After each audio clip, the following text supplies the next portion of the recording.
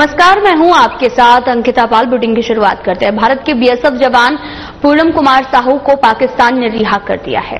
जानकारी के मुताबिक जवान की वापसी अमृतसर के अटारी बॉर्डर से हुई है। पाकिस्तान से जारी तनाव के बीच में भारत को एक और बड़ी कामयाबी मिली है। पाकिस्तान ने भारत के दबाव में सीमा सुरक्षा बल यानी कि बीएसएफ के जवान पूनम कुमार साहू को हिरासत से रिहा कर दिया है।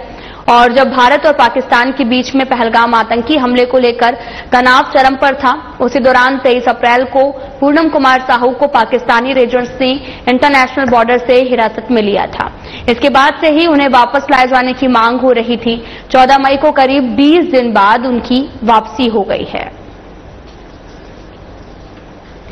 आपको बताते चलें कि भारत के बीएसएफ जवान को पाकिस्तान ने रिहा कर दिया है और बॉर्डर सिक्योरिटी फोर्स ने एक नोटिस जारी करते हुए इस पूरे मामले की जानकारी दी है और प्रेस रिलीज की गई है। और जानकारी के मुताबिक जवान की वापसी अमृतसर के अटारी बॉर्डर से हुई है।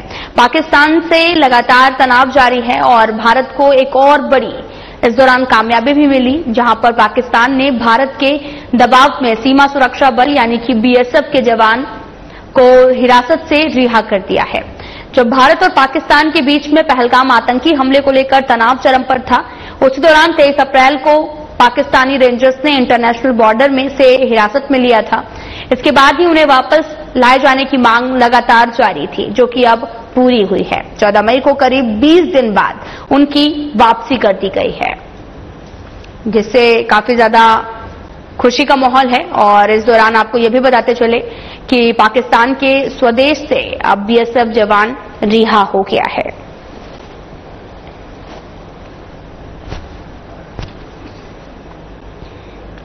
राजस्थान के मुख्यमंत्री भजनलाल शर्मा ने राइजिंग राजस्थान समिट में हुए एमओयू को लेकर समीक्षा बैठक की है। बैठक में सीएम ने कहा कि राजस्थान की अर्थव्यवस्था को साल 2030 तक $350 बिलियन बनाना हमारी सरकार का लक्ष्य है।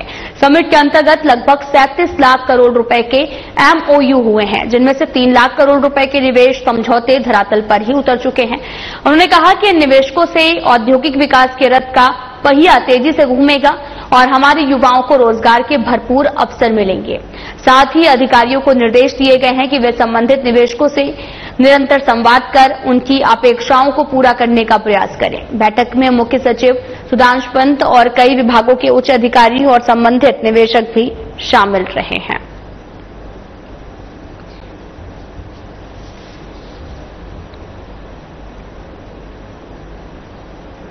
बीजेपी प्रदेश अध्यक्ष मदन राठौर अपनी 1 दिवसीय यात्रा पर मंगलवार शाम की जैसलमेर की धर्मस्थली रामदेवरा धाम पहुंचे। रामदेवरा पहुंचने से पहले स्थानीय बीजेपी कार्यकर्ताओं की तरफ से उनका स्वागत किया गया है। उन्होंने आराध्य देवता बाबा रामदेव की समाधि के दर्शन कर देश में खुशहाली की कामना को लेकर विशेष रूप से पूजा अर्चना की है। उन्होंने कहा कि बाबा की समाधि के दर्शन कर देश में खुशहाली की कामना को लेकर पूजा अर्चना की गई। ऑपरेशन सिंदूर के तहत जो पाकिस्तान पर सैन्य कार्रवाई की गई है, वो स्पष्ट संदेश है कि किसी भी तरह की अब आतंकवाद से संबंधित कोई गतिविधि या फिर घटना होती है तो भारत मुंह तोड़ जवाब देगा।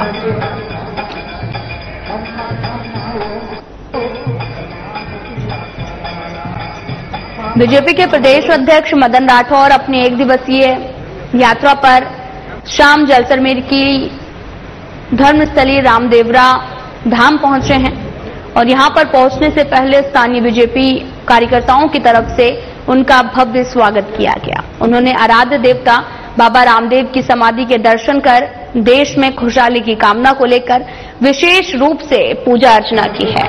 उन्होंने कहा कि बाबा की समाधि के दर्शन कर देश में खुशहाली की कामना को लेकर पूजा अर्चना की है। ऑपरेशन सिंदूर के तहत जो पाकिस्तान पर सैन्य कार्रवाई की गई है, वो स्पष्ट संदेश है कि किसी भी तरह की अब आतंकवाद से संबंधित कोई गतिविधि या फिर घटना होती है तो भारत मुंह तोड़ जवाब देगा।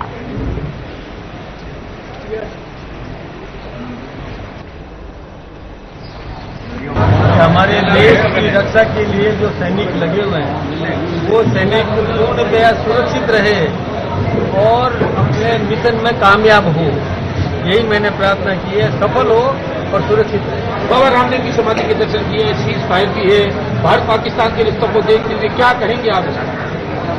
भारत की जीत हुई है, पाकिस्तान हार गया। और आज तो एक पाकिस्तान ने एक अपना खुद का एक बुलेटिन जारी किया है कि उनका जो परमाणु संयंत्र जहां पर है उसमें रिसाव हो गया है। तो आज उसने खुद ने पाकिस्तान ने अपना जारी किया है। तो हमने आतंकवादियों के केंद्र को नष्ट किया है। आतंकवाद कतई बर्दाश्त नहीं करेंगे, आतंकवादियों को मारेंगे। आतंकवादियों को संरक्षण देने वाले, प्रश्रय देने वाले, प्रशिक्षण देने वाले, उन सबको सबक सिखाएंगे। ऑपरेशन सिंदूर पीएम नरेंद्र मोदी ने जो जारी किया, क्या कहेंगे? कि हमारी बहनों का सिंदूर पहुंचने का कुत्सित षड्यंत्र उन्होंने किया और पहुंचा। इसलिए हमारे देश के प्रधानमंत्री नरेंद्र भाई मोदी ने भी ऑपरेशन सिंदूर नाम देकर के आतंकवादियों को सबक सिखाने का और ये कृत्य किया, उसमें सफल भी हुए। अभी ऑपरेशन सिंदूर समाप्त नहीं हुआ है। ये देखते हैं कि पाकिस्तान अपनी औकात में समझ में आ जाए और बाज आ जाए, ऐसी कृत्य नहीं करे। यदि फिर से आतंकवादी घटना हुई तो हम उसको युद्ध। कृषि और उद्यानिकी विभाग के शासन सचिव राजन विशाल ने पंत कृषि भवन के सभा कक्ष में विभाग की ओर से संचालित योजनाओं के प्रभावी क्रियान्वयन, हरियालो राजस्थान कार्यक्रम, मिशन कर्मयोगी पोर्टल, विधानसभा प्रश्न और ई फाइल सहित अन्य विषयों की प्रगति की समीक्षा की है। शासन सचिव ने विभागीय योजनाओं की समीक्षा करते हुए अधिकारियों को निर्देशित किया है कि बजट घोषणाओं को पूरी प्लानिंग से टाइमलाइन बनाकर तय समय अवधि में पूरा भी करें। योजनाओं का लाभ अधिक से अधिक पात्र किसानों को दिया जाए। उन्होंने कहा कि बजट घोषणाओं को प्रभावी रूप से धरातल पर लागू करें। योजनाओं का प्रचार प्रसार कर पात्र कृषकों को लाभान्वित करें, जिससे किसान विभागीय योजनाओं का लाभ लेकर अपनी उपज और आमदनी में वृद्धि कर सके। इसी के साथ उन्होंने बैठक में हरियालो राजस्थान कार्यक्रम के तहत कृषि विभाग की ओर से लगाए जा रहे पौधों की भी समीक्षा की है। इसके साथ ही राजस्थान ग्लोबल इन्वेस्ट समिट के तहत में कृषि और उद्यानिकी विभाग के एमओयू की प्रगति की समीक्षा की गई है।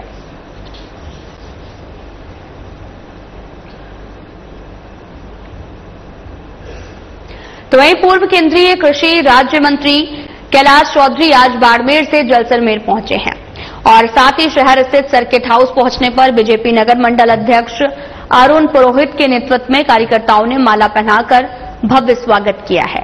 इस दौरान मीडिया से मुखातिब होते हुए पूर्व केंद्रीय कृषि राज्य मंत्री कैलाश चौधरी ने कहा कि हिंदुस्तान की तीनों सेनाओं ने जिस प्रकार से पाकिस्तान को धूल चटाने और आतंकवाद के ठिकानों को मिट्टी में मिलाने का जो कार्य किया है, उसके लिए मैं उनके शौर्य और पराक्रम को सलाम करता हूं। आज पूरे देश को उन पर नाज है।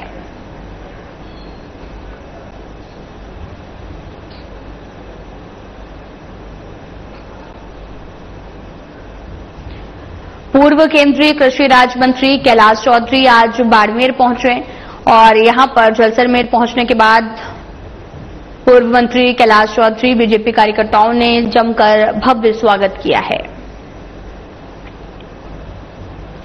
शिक्षा और पंचायती राज मंत्री मदन दिलावर की अध्यक्षता में शिक्षा विभाग की समीक्षा बैठक आयोजित की गई है। ये बैठक डॉक्टर राधाकृष्णन शिक्षा संकुल स्थित राजस्थान स्कूल शिक्षा परिषद के सभागार में आयोजित हुई है। बैठक में शिक्षा मंत्री मदन दिलावर ने कई मुद्दों की समीक्षा की। बैठक के दौरान 1 माह की प्रगति रिपोर्ट, हरियालो राजस्थान अभियान की तैयारी, समसा के कई मरम्मत एवं निर्माण कार्यों, नागरिक सुरक्षा अलर्ट संबंधी आदि विषयों पर बातचीत की गई है।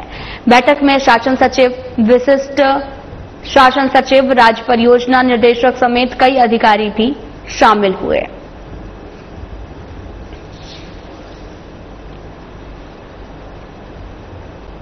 भारत पाकिस्तान पराक्रम के तहत में ऑपरेशन सिंदूर में जिस तरह से भारत ने जीत हासिल की है, उस संदर्भ में भारतीय जनता पार्टी ने देश भर में तिरंगा यात्रा निकालने का निर्णय लिया है। बीजेपी के पूर्व प्रदेश अध्यक्ष अरुण चतुर्वेदी ने कहा कि हमने 16 तारीख की शाम को बीकानेर में तिरंगा यात्रा निकालने का निर्णय लिया है। भारतीय सेना के लिए किए गए पराक्रम और सराहनीय कार्य को कांग्रेस पचा नहीं पा रही है, इसलिए वो बार बार ऐसी बातें कर रही है। ये राष्ट्र गौरव की बात है, इसमें उनको सराहना करनी चाहिए। ट्रंप के द्वारा सीज फायर रोकने के जवाब में उन्होंने कहा कि हमारी तीनों सेना सक्षम है, वो किसी भी हमले का जवाब दे सकती हैं। तिरंगा यात्रा में कोई भी शामिल हो सकता है, ये राष्ट्र गौरव की यात्रा है। हमला करके 26 लोगों को मारा, उसके बाद सारे देश में गुस्सा था। 7 मई को प्रधानमंत्री जी ने कहा था भारत की सेना सक्षम है, करारा जवाब देगी। भारत की सेना ने रणनीतिक कौशल दिखाते हुए 7 मई को पाकिस्तान के 9 आतंकवादी कैंपों को तबाह किया। पाकिस्तान की सेना ने फिर भारत में अपनी तरफ से छेड़खानी करने का प्रयास किया, तो भारत की सेना ने फिर जवाब देते हुए उनके एयरबेस और अन्य देशों को तबाह करने का।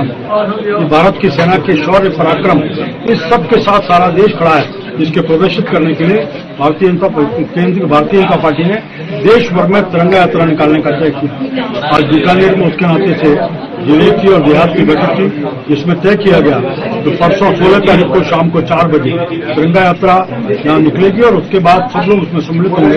यात्रा कहीं भी पार्टी के बैनर पर नहीं होगी, पार्टी के नारे नहीं होंगे, पार्टी का अगर लोग कहना देख रहे हैं आप ट्रंप ने किया है तो किया ये कांग्रेस का दुर्भाग्य है कि जब एयर स्ट्राइक और सर्जिकल स्ट्राइक होती है तो वो सबूत मांगते हैं कि कहाँ स्थिति, कितने लोग मारे गए, कितने टैंक पर। और अब भी जब भारत की सेनाओं ने परिश्रम दिखाते हुए अपने रणनीतिक कौशल के आधार पर उनके सब कैंपों को तबाह किया, तो कांग्रेस को बच नहीं रहा। और आज भी सेना की बधाई देने के स्थान पर, उनके पराक्रम को स्वीकार करने के स्थान पर, हमारे राजनीतिक नेतृत्व के कौशल रणनीति को स्वीकार करने के स्थान पर वो ट्रंप को, जो लगातार अमेरिका परस्त कांग्रेस है, उसी की कारण क्या है कि बार बार इस तरह की जो कांग्रेस के बयान हर बार इस तरह दिक्कत ये हो गई कि कांग्रेस में राष्ट्र गौरव खत्म हो चुका है। वो केवल विपक्ष के नाते बीजेपी का विरोध करते करते देश का। राजस्थान विधानसभा अध्यक्ष वासुदेव देवनानी की राजस्थान विधानसभा जनदर्शन पहल का प्रदेश के विद्यालय और अन्य संस्थानों के विद्यार्थी, अधिकारी और कर्मचारी लाभ उठा रहे हैं। राजस्थान विधानसभा के राजनीतिक आख्यान संग्रहालय और गुलाबी नगर की तर्ज पर गुलाबी रंग के नए परिवेश में तैयार हुए राजस्थान विधानसभा के सदन को लेकर निरंतरता देखने को मिल रही है। विधानसभा अध्यक्ष देवनानी की ओर से विधानसभा के डिजिटल संग्रहालय को जो है वो राज्य के पर्यटन नक्शे में राजस्थान आपको बताते चले कि स्थान दिलाए जाने से दर्शकों की संख्या निरंतर बढ़ रही है। बुधवार को राजस्थान विधानसभा को दिशा संस्थान, चिल्ड्रन एकेडमी सहित 3 विद्यालयों के बच्चे और शिक्षकों ने देखा। दिशा संस्था के निदेशक भारती दर्शन के यहां पर डिजिटल म्यूजियम को देखने का अवसर भी प्रदान करने के लिए विधानसभा अध्यक्ष वासुदेव देवनानी का आभार जताया है।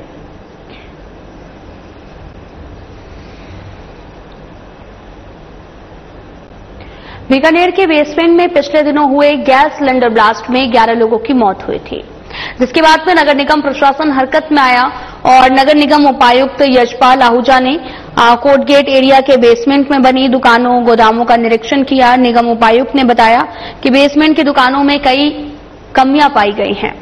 कहीं आपको बताते चलें कि इक्विपमेंट लगे ही नहीं है और साथ ही अगर लगे भी हैं तो उनकी डेट एक्सपायर हो गई है। इस मामले में बेसमेंट में बनी दुकानों और गोदामों के मालिकों को नोटिस दे दिया गया है।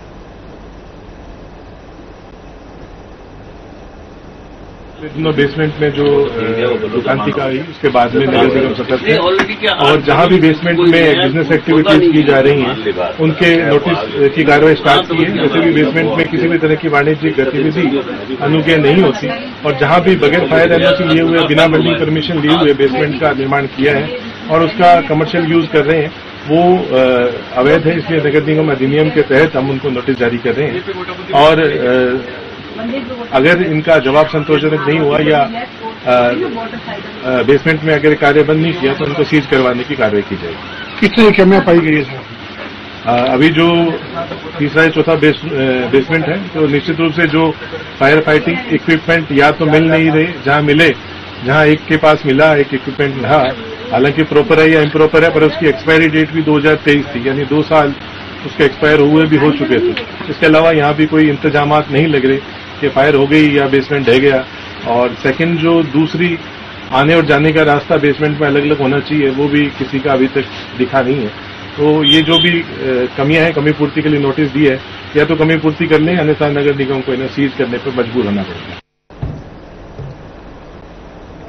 जवाहर कला केंद्र में आयोजित किए जा रहे राष्ट्रीय सहकार मसाला मेले के प्रति जयपुर वासियों का विशेष उत्साह नजर आ रहा। मेले में मसालों के साथ साथ अन्य उत्पादों की जमकर खरीदारी की जा रही है। पिछले 4 दिनों में ही मसाला मेले में आपको बताते चलें कि 1.28 करोड़ रुपए से भी अधिक बिक्री हो चुकी है। सहकारिता विभाग की प्रमुख शासन सचिव एवं रजिस्ट्रार सहकारी समितियां मंजू राजपाल ने बताया कि मेला दिन पे दिन परवान चल रहा है। जयपुरवासी बड़ी संख्या में अपनी आवश्यकता के अनुसार मेले में साबुत और पिसे मसालों के साथ अन्य उत्पादों की खरीदारी कर रहे हैं।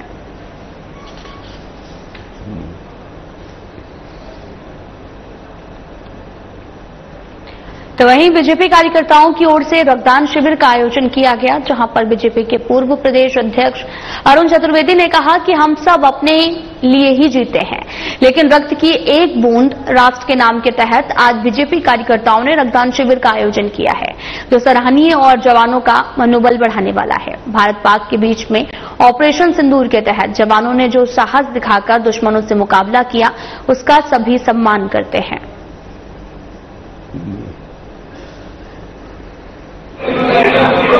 7 मई की रात और उसके बाद पाकिस्तान के जिस प्रकार की कार्रवाई की उसका करारा जवाब जिन सैनिकों ने हमें दिया है, उन सबको अपनी तरफ से मनोबल शुद्ध करने के लिए भारत की जनता के द्वारा अलग अलग कार्यक्रम किए जाए। आज बीकानेर में रवि मेघवाल जी, महावीर आका जी, उनकी पूरी टीम ने ऑपरेशन सिंदूर के सभी उन योद्धाओं के सहयोग के लिए, समर्थन के लिए, उनके मनोबल को बढ़ाने के लिए रक्तदान शिविर का आयोजन किया है। मुझे लगता है कि हम सब अपने लिए जीते हैं, लेकिन एक रक्त की एक बूंद राष्ट्र के नाम इस अभियान के तहत आपका रक्तदान निश्चित रूप से भारत के शौर्य पराक्रम सबका सम्मान करना है। तो वहीं खिंडली कस्बे के श्वेतांबर पालीवाल जैन समाज की ओर से मुंबई की रहने वाली मुमुक्षु कल्पना जैन द्वारा संसारिक जीवन त्याग कर जैन साध्वी बनने के लिए दीक्षा महोत्सव का आयोजन कस्बे में किया गया, जहां पर 5 दिवसीय दीक्षा महोत्सव में अनेक कार्यक्रम का आयोजन किया गया, जिसके दौरान मुमुक्षु कल्पना जैन वर्ती दान कार्यक्रम आयोजित किया गया। वहीं जैन समाज के लोगों द्वारा इस अवसर पर मुमुक्षु कल्पना जैन को हाथी पर बैठाकर डीजे बाजे के साथ बरगोड़ा एवं शोभा यात्रा कस्बे के कई रास्तों से निकाली गई है।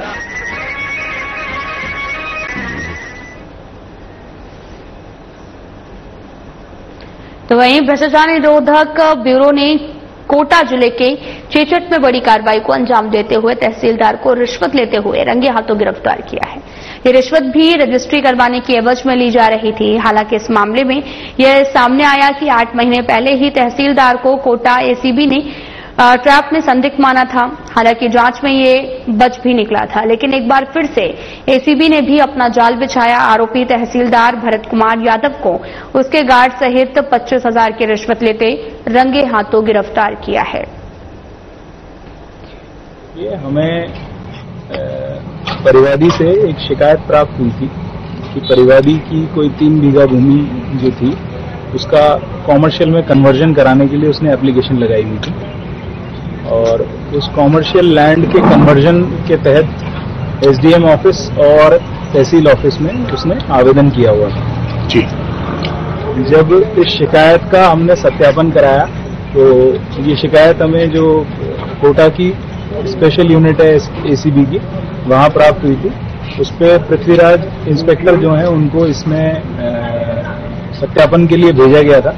तो सत्यापन के दौरान जो तहसीलदार चेचट हैं भरत यादव, इनका रिश्वत मांगना जो है वो सत्यापन से पुष्ट हुआ, और इन्होंने अपने जो होमगार्ड यहाँ लगे हुए हैं उनको रिश्वत राशि देने के बाबत कहा उसमें। इसके बाद एक ट्रैप ऑर्गेनाइज किया गया, उच्च अधिकारियों को निवेदन किया गया, और उसके बाद फिर ये ट्रैप की कार्रवाई आयोजित की गई। इसमें हमने जो है जैसा परिवादी से डिमांड हुआ था 25,000 रुपये परिवादी द्वारा भरत यादव जो तहसीलदार हैं उनको यहाँ लेके आए, और इनके कहने पे इनके जो होमगार्ड हैं दिनेश कुमार, उनको ये राशि देते हुए रंगे हाथों पकड़ा।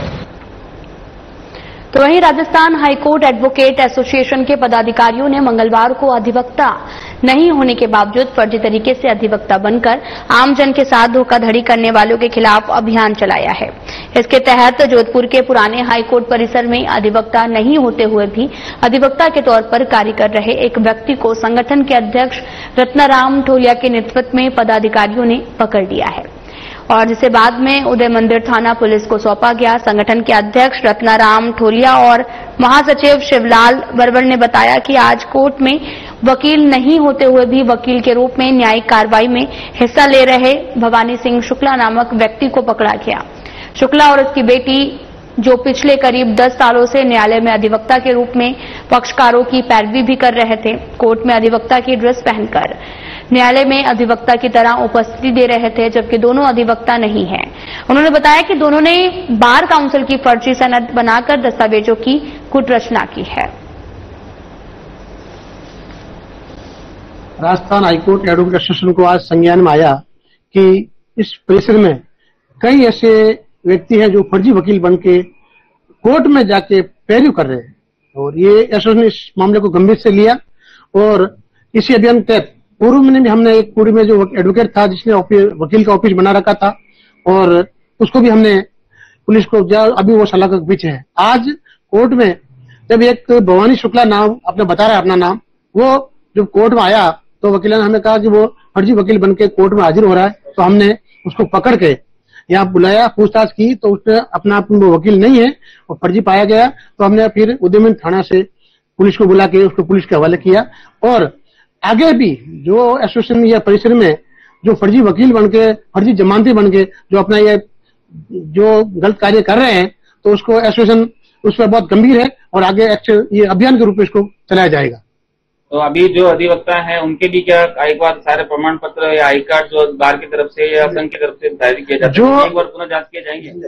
जिस पे हमें संदेह होगा हम उसको पूरा पूछताछ करेंगे और इसमें बार काउंसिल का भी सपोर्ट लेंगे और अगर वो फर्जी निकला तो उसमें कठोर से कठोर कार्य की जाएगी। महवा विधायक राजेंद्र प्रधान ने मंगलवार को क्षेत्र के कई गांवों में पहुंचकर अनेक धार्मिक कार्यक्रमों में जो है यहां पर शिरकत की और ग्रामीणों की मांग पर विकास कार्यों की घोषणा की है। ज्ञान सिंह खेडला ने बताया कि विधायक मंगलवार को गांव हिंगोट वाली में हरि कीर्तन दंगल में बतौर मुख्य अतिथि के रूप में पहुंचे। इस मौके पर विधायक ने ग्रामीणों को संबोधित करते हुए कहा कि अब महुआ में जनता का राज है, जनता जिस प्रकार का विकास चाहती है उसी प्रकार का विकास विधानसभा क्षेत्र में किया जाएगा। इस मौके पर डॉक्टर दिनेश बैंसला, मानसिंह छुट्टन पटेल और काफी संख्या में ग्रामीण भी मौजूद रहे।